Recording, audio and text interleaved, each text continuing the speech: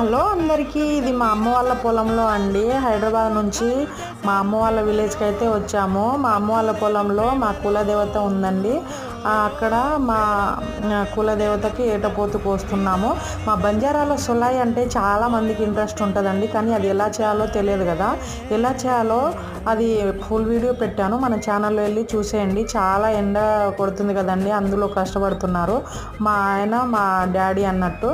చాలా కష్టపడి వండారు, చాలా టేస్ట్గా ఉంటుంది. ఒక్కసారి టేస్ట్ చేస్తే మీకు కూడా ఐడియా ఉంటుంది కదా.